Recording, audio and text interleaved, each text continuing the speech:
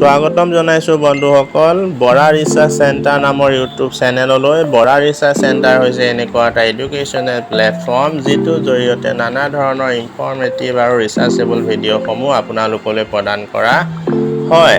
এতিয়া বন্ধুসকল আজি আমি আপোনালোকৰ বাবে লৈ আহিছো এটা নতুন ভিডিঅ'। সেই ভিডিঅ'টোৰ টপিক হৈছে এজন কুলি আৰু দুজন বডিগাৰ্ড। হয় বন্ধুসকল, আপোনালোকে ঠিকেই শুনিবলৈ পাইছে। পাটনাত এগৰাকী কুলি আছে। কুলি মানে কি আমি সকলোৱে জানো, ৰেল ষ্টেচনত যে থাকে এই আমাৰ বেগবিলাক দাঙি ফুৰে মূৰত, সেই ব্যক্তি তেনেকুৱা এগৰাকী ব্যক্তিৰ দুজনকৈ বডিগাৰ্ড দেখিবলৈ পোৱা গৈছে। এতিয়া বন্ধুসকল, কিয় সেই ব্যক্তিগৰাকীয়ে দুজনকৈ বডিগাৰ্ড লৈ ফুৰে বা কোনে এগৰাকী কুলিক দুজনকৈ বডিগাৰ্ড প্ৰদান কৰিলে? এতিয়া বন্ধুসকল আহকচোন আমি এই বিষয়ে আলোচনা কৰিবলৈ চেষ্টা কৰোঁ। বন্ধুসকল, সেই কুলিজনৰ নাম হৈছে ধৰ্মা নাথ। তেওঁ পাটনাৰ নিবাসী। তেখেতে এটা বহুতো ডাঙৰ কাম কৰিছিল দেশখনৰ বাবে, অৰ্থাৎ ক'ব গ'লে প্ৰধানমন্ত্ৰী জীৱন ৰক্ষা কৰিছিল ধৰ্মা নাথ নামৰ ব্যক্তিগৰাকীয়ে।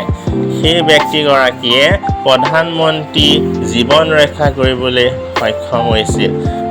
তথ্যমতে আমাৰ যেতিয়া ভাৰতৰ বৰ্তমান প্ৰধানমন্ত্ৰী নৰেন্দ্ৰ মোদী এখনি সভাত উপস্থিত হ'বৰ কাৰণে গৈছিল, তেতিয়া পাকিস্তানৰ কোনো সন্ত্ৰাসবাদীয়ে তেওঁক আক্ৰমণ কৰাৰ প্ৰচেষ্টা চলায়। সেই সন্ত্ৰাসবাদীসকলক ধৰ্মা নাথ নামৰ পাটনাৰ অধিবাসীজনে ধৰিবলৈ সক্ষম হয়। এনেকুৱা ধৰণৰ ঘটনাৰ ফলত ভাৰতৰ প্ৰধানমন্ত্ৰী সন্তুষ্ট হোৱাৰ লগতে সমগ্ৰ দেশে তেওঁক প্ৰশংসা কৰে। ইয়াৰ উপৰিও বহুদিন ধৰি পাকিস্তানৰ পৰা ধৰ্মা নাথ নামৰ ব্যক্তিগৰাকীলৈ নানা ধৰণৰ হিংসাত্মক খুন বা বিভিন্ন ধৰণৰ ধমকি গালি অহাৰ ফলত ভাৰতৰ প্ৰধানমন্ত্ৰী আৰু পাটনাৰ চৰকাৰে বা বিহাৰৰ চৰকাৰে তেওঁলৈ দুজন চিকিউৰিটি অৰ্থাৎ বডিগাৰ্ড প্ৰদান কৰে।